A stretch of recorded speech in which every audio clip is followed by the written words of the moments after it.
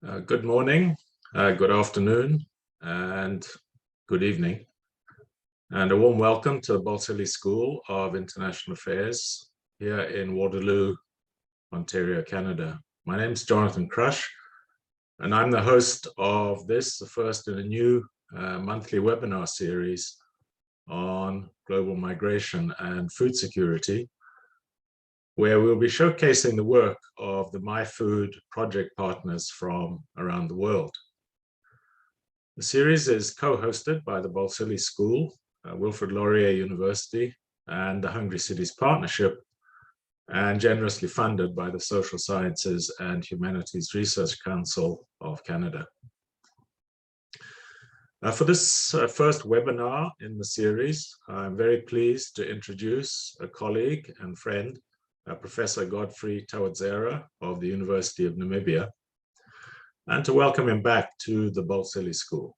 Godfrey spent several months here in person in 2018 as a visiting scholar on the Queen Elizabeth Advanced Scholars Program, and got to know many of us and experience our lovely Canadian weather. Prior to his appointment at the University of Namibia, he was a doctoral candidate and then postdoctoral fellow with the Hungry Cities Partnership at the University of Cape Town. He's also previously taught at the University of Limpopo in South Africa, University of Zimbabwe, and the Catholic University of Mozambique. We've worked together on a number of projects on Zimbabwean migrants in South Africa, and last year we were able to leverage a second stint for Godfrey as a Queen Elizabeth Scholarship to undertake the project he's going to talk about today. So I'll just add our thanks to Universities Canada and the IDRC for their additional support. I'll ask Godfrey to speak for about 20 minutes, which will leave us with 20 minutes for Q&A discussion. And I'd ask that you use the chat function to post any comments or questions that you'd like to put. And I will pose these to Godfrey on your behalf after his talk. So without further ado, I'd like to introduce Godfrey to speak on today's topic, the crisis within poverty and food insecurity among Zimbabwean migrants in South Africa in the age of COVID-19. Welcome, Godfrey, and over to you.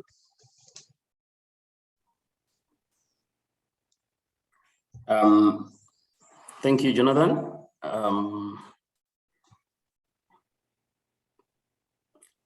Good afternoon, ladies and gentlemen. I'm going to be speaking about Zimbabwean migrants in South Africa, regarding their stay and their survival, particularly in the age of COVID-19. What I have just indicated on the screen that I'm currently sharing are individuals that are involved in the informal sector in South Africa. I've just put it there to remind myself and also to inform you that a large proportion of the Zimbabwean migrants that I'm going to talk about today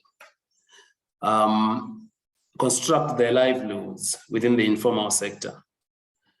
There is a significant number, yes, that is employed, but some are also employed in the informal sector. And so when we talk of food security and talk of migrants in South Africa, we cannot escape the importance of the informal sector to the survival of these migrants. The United Nations, UNDSA, in 2019 approximated that there were about 4.2 million international migrants in South Africa.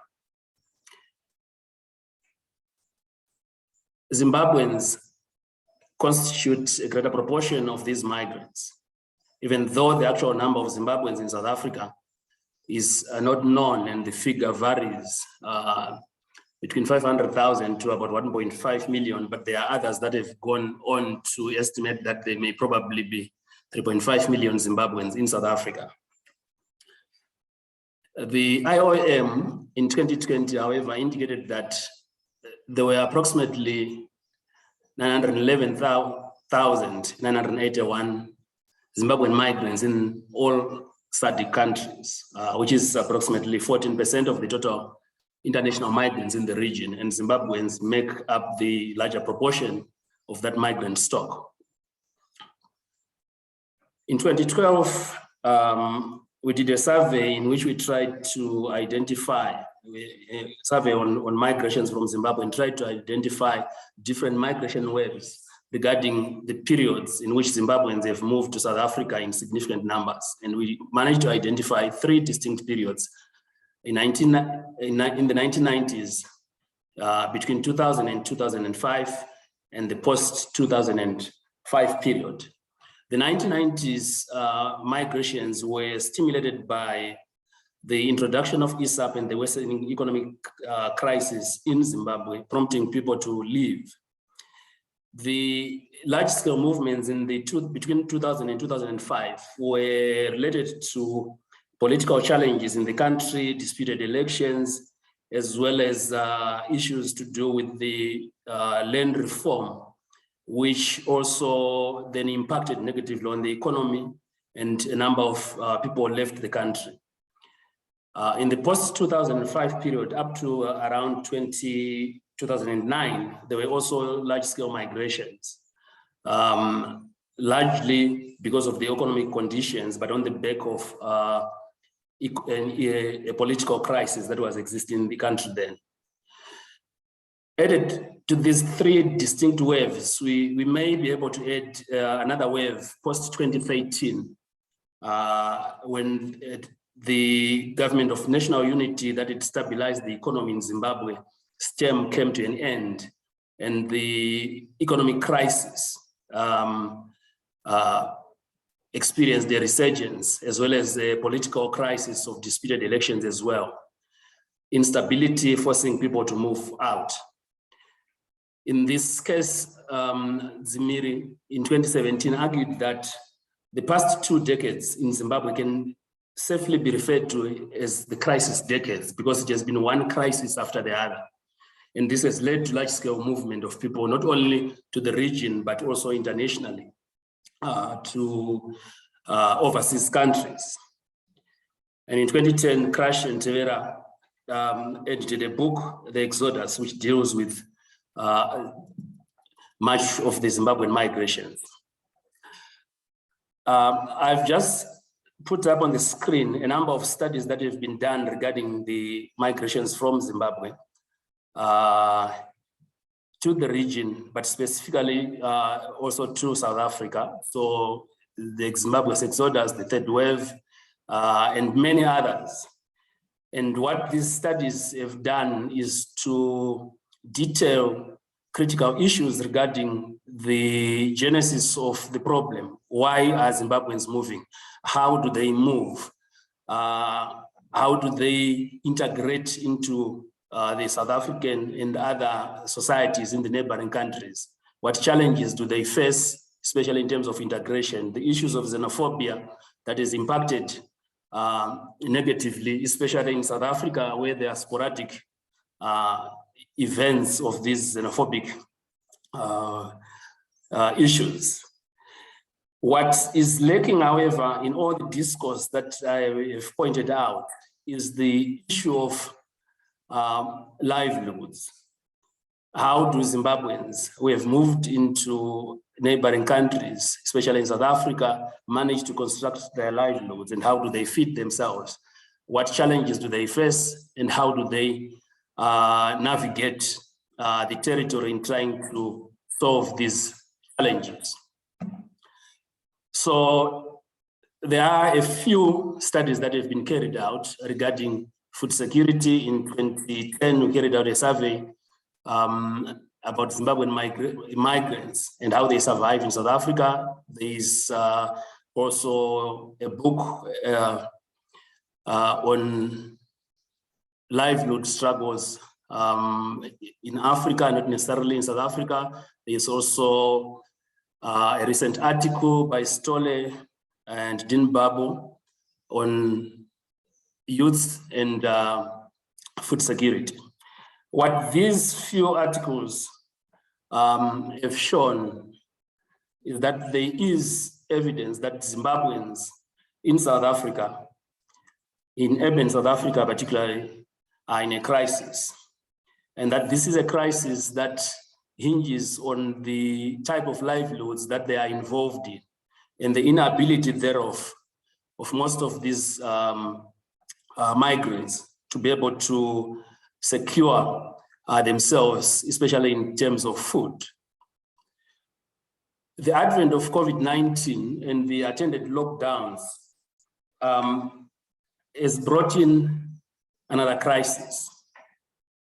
So this is a crisis on top of another crisis, because the studies that I've indicated before have shown that Zimbabweans were actually in a crisis. But then this is on top of another crisis, and we've added COVID-19. So in this scenario, what we wanted to look at is to be able to answer these questions. First, what are the food security conditions of Zimbabwean migrants in urban South Africa? And how are these migrant households coping with the food security challenges, particularly in an environment that is limiting in terms of jobs, in terms of movement, and in terms of access to other sources of income that they would have accessed if things were ordinary and normal. This study was, we carried out a study in Cape Town and Johannesburg, in these areas in Cape Town, and then in Johannesburg, which areas are a mixture of different residential areas, informal settlements, townships, inner city settlements. We did this in order to be able to capture a wide array of Zimbabwean migrants in different environments that they live.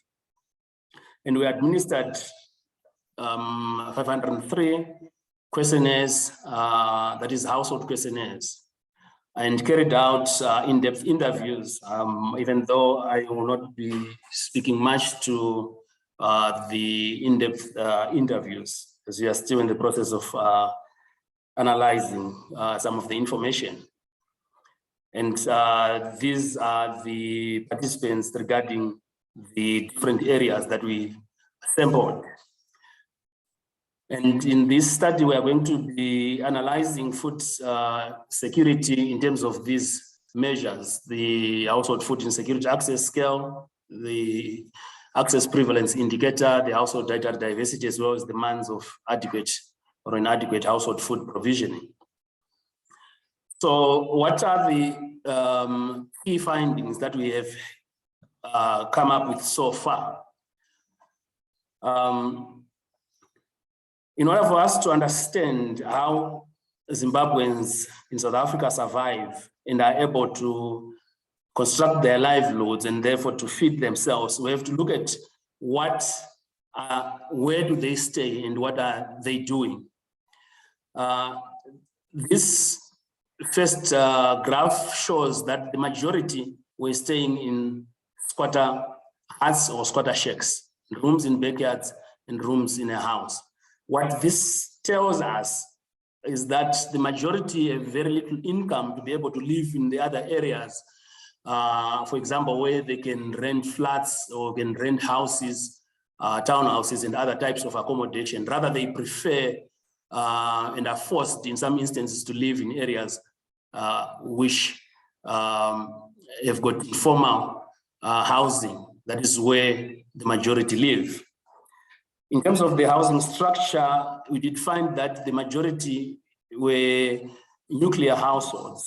And this is understandable given the fact that they are in a foreign land and the majority limit the number of people that they have to have within the households, those that they are only able to look after, and therefore the absence or the existence of few extended households. Where were these migrants getting their income?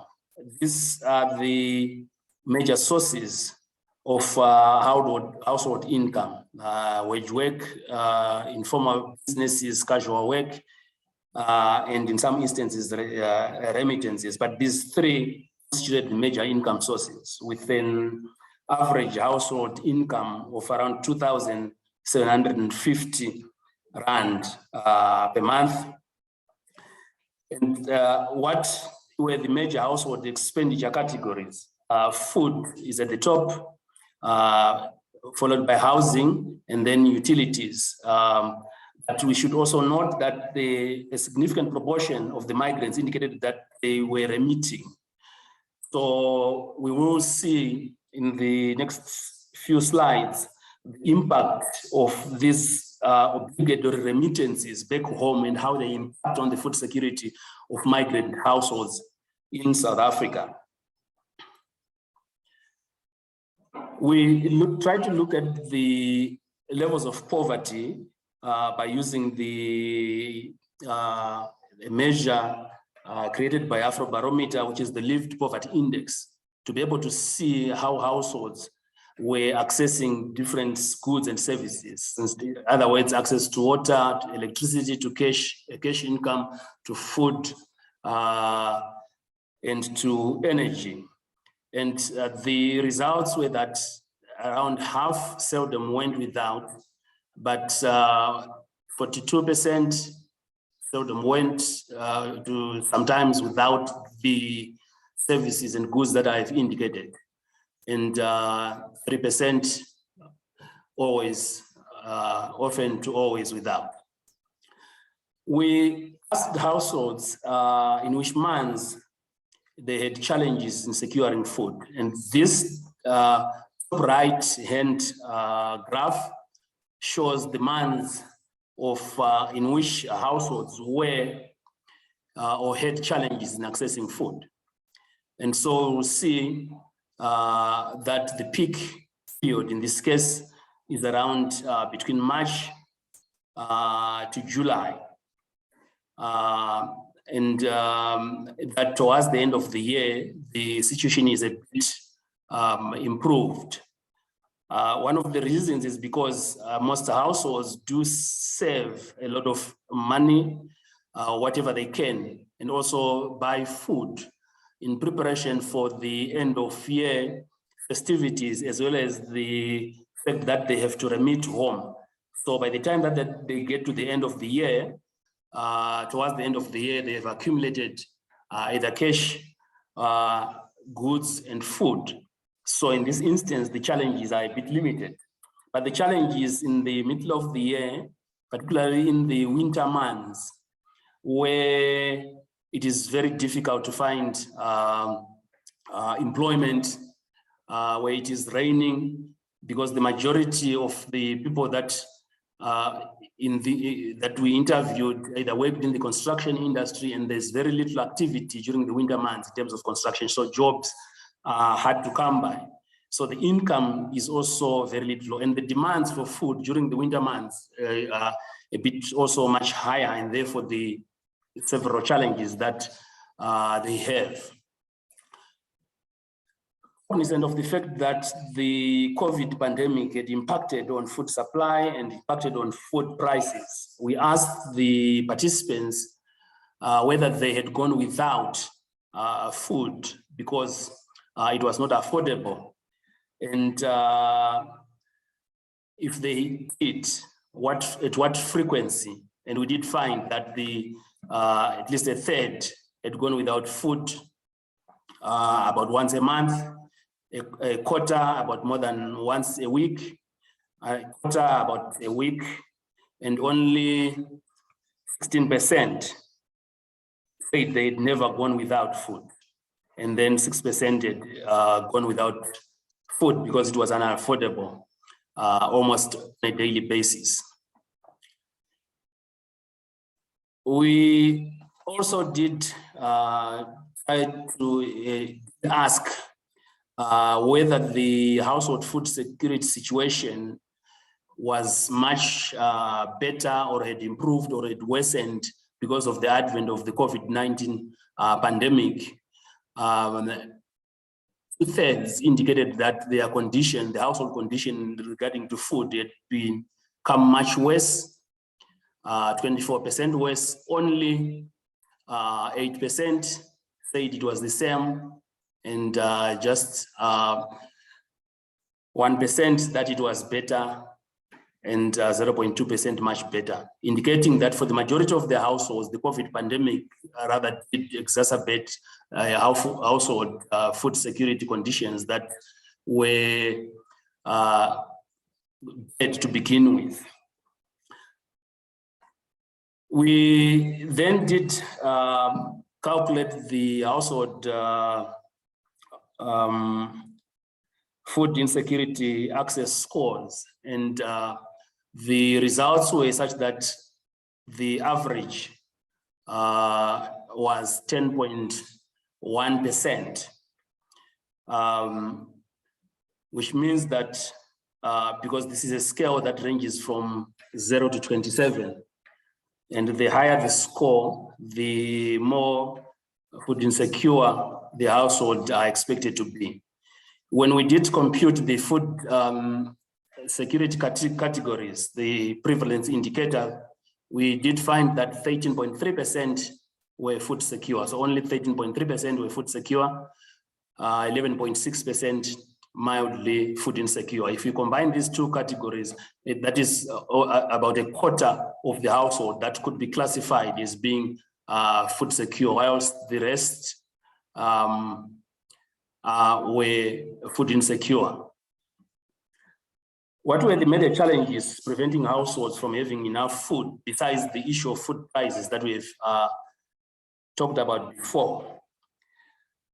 The majority, almost close to 9/10, indicated that they were impacted on negatively in terms of their food supply and household food security situation because of the COVID epidemic or the COVID pandemic.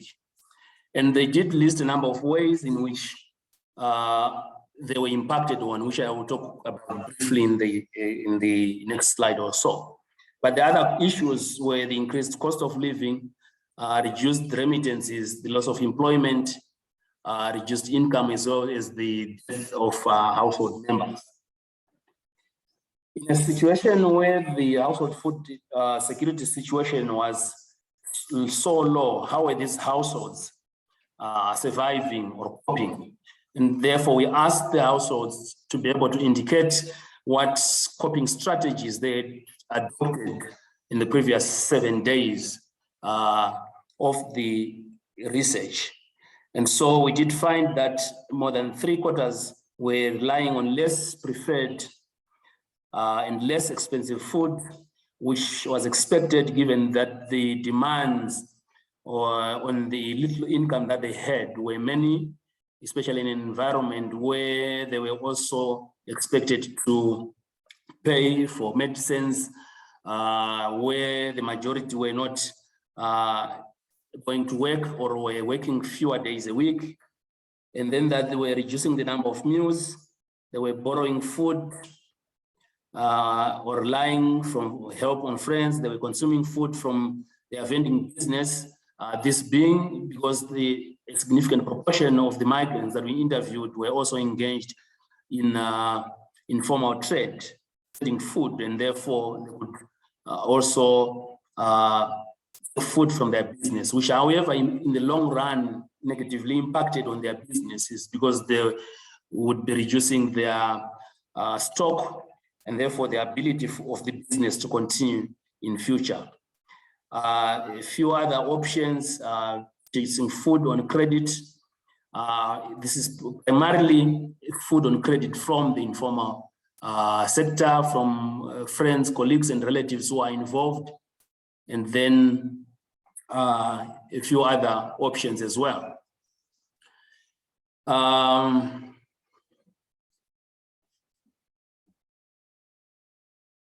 I'm trying to see the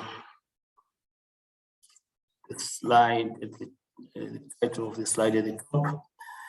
But what we asked the households was the impact of remitting on their household food security.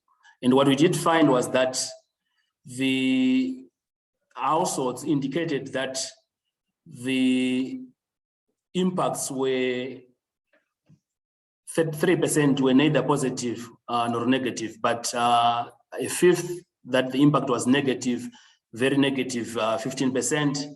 And this is because the majority were expected to continue remitting, even though they were also in dire straits themselves. Then we also did look at the effect of food security, the effect on the households, food security, if the households were to return to Zimbabwe. This was primarily because we did the survey in an environment where there were announcements by the South African government that the Zimbabwean special permits would not be renewed, and therefore the majority of them would not qualify for critical skills categories, are likely to go back home. And so we did ask them, what do they think the effect would be? The majority indicated that it would negatively impact, very negatively impact on the household food security situation, negative, and only a few indicated that this was positive. The majority of those that indicated that it would be positive were those that had completely lost their employment and felt that there would be chances of them being able to go back home and be able to live with their families and be able to find other alternative means rather than in the South African environment where they were not working. Specifically with regard to COVID-19, so we did discover that first, the majority were employed in low income paying jobs.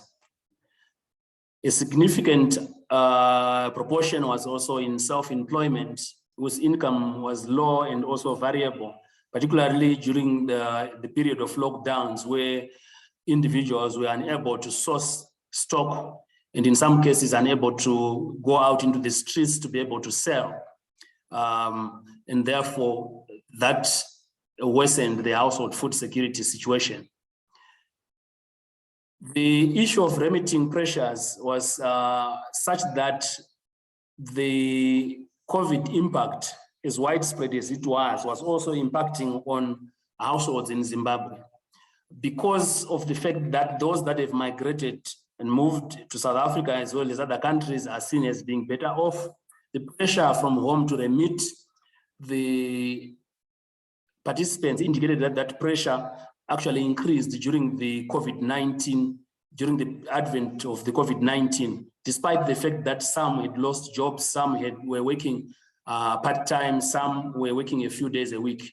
But back home, many people wanted help because they were also impacted negatively. And therefore that pressure then impacted negatively on the households in South Africa.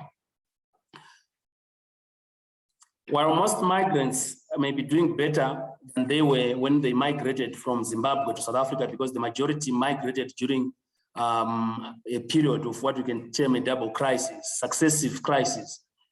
While they might be doing better, they still face challenges relating to feeding themselves and feeding their families. Most migrants view a return to Zimbabwe as worsening food security, even though they are existing or living in conditions of heightened vulnerability because of the COVID-19 pandemic. One thing which we also noted was the issue of access to government help. Almost none of the individuals that we looked at, that we talked to, that we interviewed, indicated having received any kind of help during the COVID-19 pandemic. This may be particularly because some of them indicated that they were undocumented, but even those that were documented indicated that they had no access to government help. And what little help some got were from churches and from non-governmental organizations, but that this came far and spaced. conclude a few concluding remarks. So COVID impacted migrants in a number of ways. One, in terms of loss of jobs, because a significant proportion of the migrants lost their jobs. Reduced employment because they were working on selected days only. Food became more expensive because a number of those people that were trading in the informal sector also had challenges accessing their food. Whenever they accessed the stock, they also increased their prices to be able to continue accessing their stock in future. Several household members became ill, and the pressure to pay medical bills also impacted negatively on household food security. So these are some of the findings. We are still trying to analyze the in-depth interviews, and we will in future be able to infuse those findings with the quantitative findings from the household questionnaire that we administered. Thank you. Thank you very much.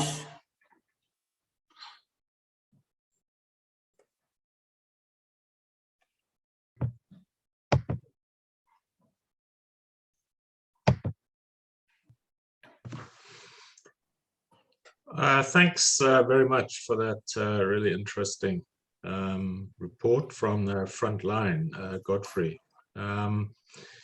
So we've got about 10 minutes for some questions, and I'm just going to read these out to you and allow you to reflect on them. I think the ones I've got seem to refer to more general contextual issues around COVID, but let me start with the first one, which relates to the effect of border closures during 2020 and 2021. Data from Statistics South Africa shows a massive drop in cross-border movement between South Africa and Zimbabwe during this period. How did these restrictions on cross-border mobility affect things like clandestine border crossing? Did it increase? What was its effect on cross-border informal trade? And finally on remittance flows, which generally flow through informal channels.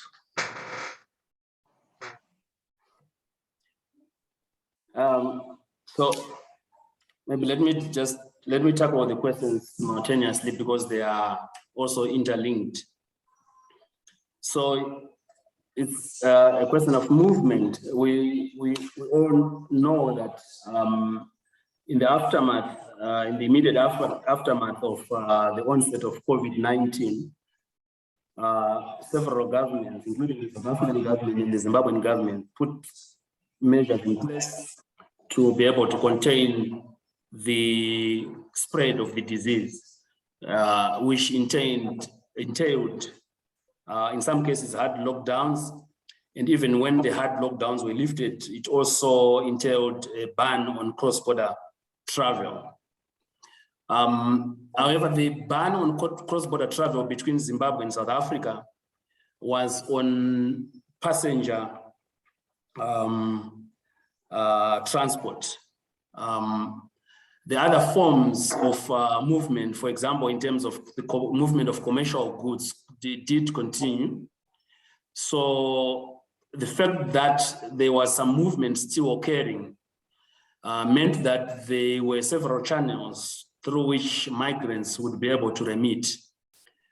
One being to use the cross-border transporters to channel not only food, but also money. Second, to use cross-border passenger transporters who were, however, no longer transporting passengers, but were transporting goods.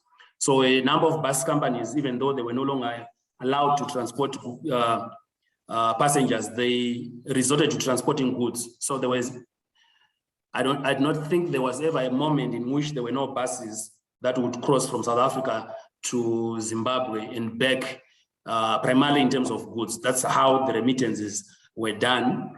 But the second method of remittances involved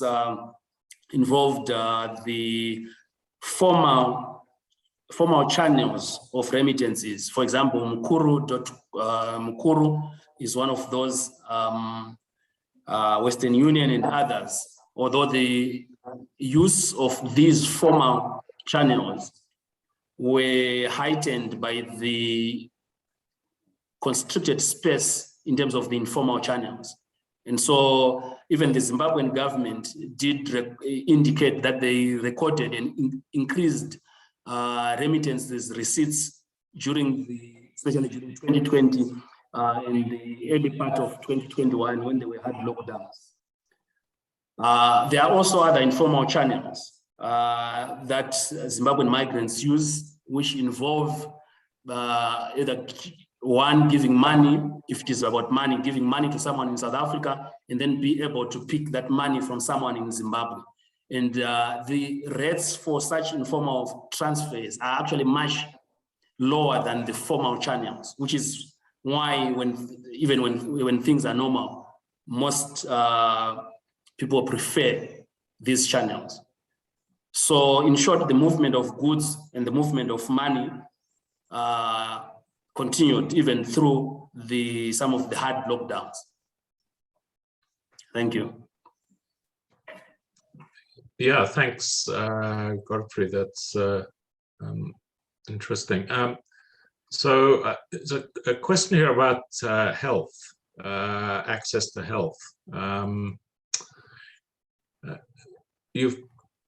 You and Professor Crush have coined the term medical xenophobia to describe institutionalized xenophobia in the health system prior to the pandemic, which denied ready access to healthcare at public clinics and hospitals. What was the pandemic experience? Did medical xenophobia intensify? Were the people you interviewed denied access to health clinics even more so? And what strategies were adopted by migrants to access the health system during COVID? Okay, thank you for the question. Unfortunately, we did not specifically focus on access to health. What information we got in terms of health is what would be an extension of questions relating to challenges about COVID and how it did impact on food security, because those that were impacted would indicate that they used a lot of money to be able to access, to buy medicines, and therefore that negatively impacted on their household food security. But we did not specifically focus on whether they were able to get services at government or other medical services. And it would be primarily at government services, because that's where the issues that we wrote about in the medical xenophobia articles, that was its primary focus, because in that article, we concluded that it was much of a problem in government institutions rather than in private sector, because in the private sector, what is really required is whether one has money or not, and does not extend to issues of documentation, to issues of selective admittance and other issues. So that's as much as I can say on that without, yeah. Okay, thanks.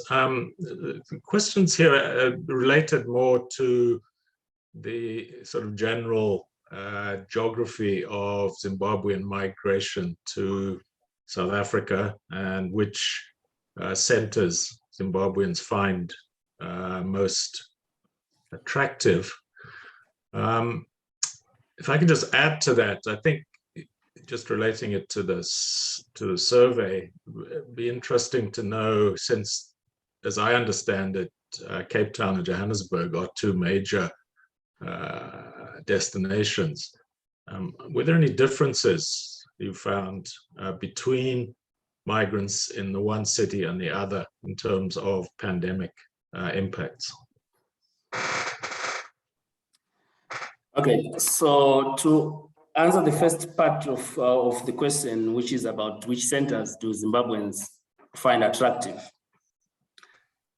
So maybe let me go back to around 2000 and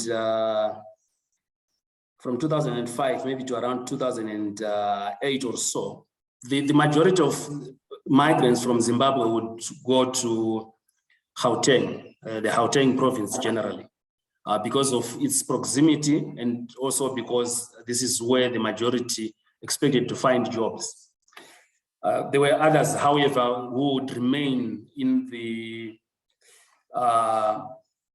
Limpopo province because it is close to Zimbabwe and there were lots of opportunities in terms of farming employment. Post 2008, however, we did find that a significant proportion of Zimbabweans would move to Cape Town. And this was primarily strategic in the sense that the majority of the operations that had been carried out over the years by Home Affairs Department to deport migrants, whether they be undocumented or not, have been concentrated in the Gauteng province. And so the chances of deportation, of arrest and deportation, were much higher within that province than in the Western Cape. So the majority would move to the Western Cape. So first for security, because very few of such operations have ever been carried out, to my knowledge, in terms of migrants, but also because there are lots of farming areas in the Western Cape, and therefore there are employment opportunities as well. So one could go and be safe, secure, and also be employed. However, there are also a number of other issues that we can take cognizance of, that Zimbabweans, especially those in the farming areas, move according to seasons. When it is time for agricultural production in the Western Cape, you find them in the farms in the Western Cape. When the season is over and it is the agricultural period in the other provinces, they move to other provinces. For example, back to the Limpopo province and other provinces where their labor is required. So Zimbabweans are not necessarily very sedentary, especially those that work in the farms. They move around. Right. The second part of your question, can you repeat that? My apologies. It's drifting. No, that's all right. I just added it. I mean, I was just interested in knowing if there were different sort of pandemic-related experience in the two cities. There may be, but at this point, we haven't gone down actually to disaggregate the data between the two cities. So can't say one way or the other until we get down to that disaggregation. Right. I suppose my thought was, Zimbabweans are very much involved in Cape Town in the in formal and informal tourist industry. And of course, that really suffered during the pandemic period. So I just wondered if there were, there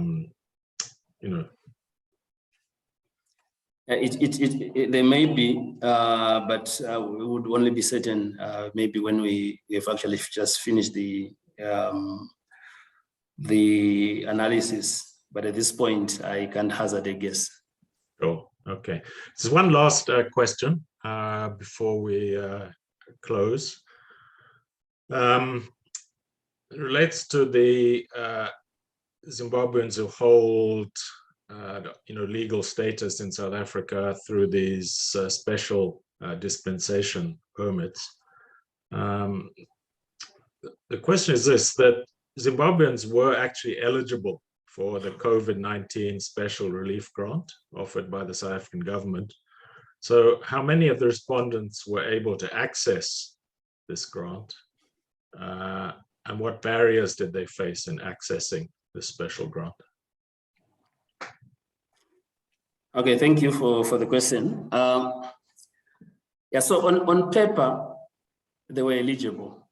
On paper, the grants were not distinguishing between those that are local and those that are foreign. But the reality of the issue is that very few did manage to access. In the entire sample of 503, we have less than 5 households that indicated having accessed any form of support during that period. And that support, for those that got support, it was primarily from non-governmental organizations and churches rather than from the government. So in terms of what the barriers were, we had several conversations with participants who indicated that yes, they knew that the grant was available, but they did not think that it was available to them. So in part, it might be because they did not even try to access the grant because they did not know that it was available to them. But others, however, indicated that they tried to access, but were not allowed to access. Remember, these are people that we interviewed in some of the low-income areas that have also been epicenters in terms of periodic outbreaks of xenophobia. And so the majority would be very wary of even trying to access. But even when they do, very few indicated that they actually did access those grants. So on paper, yes, but on the ground, not much. Okay, thanks very much, Godfrey. And we've gone a little bit over time, so I'd like to extend our thanks to you for kicking off this webinar series and for a really interesting talk, which I think has relevance to the broader partnership and work that we're doing in other countries and cities as well. So thanks again on behalf of everyone. Thank you. Thanks. So at this point, I will draw proceedings to a close. And if I could just refer you to the next webinar. I'm just looking for the details of that. Here we go.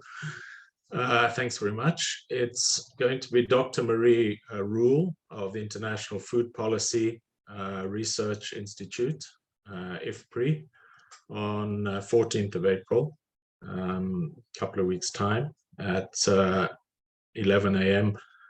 And she's going to be speaking to the issue of global food security in the age of COVID-19. So please join us again then, and thanks very much for attending today.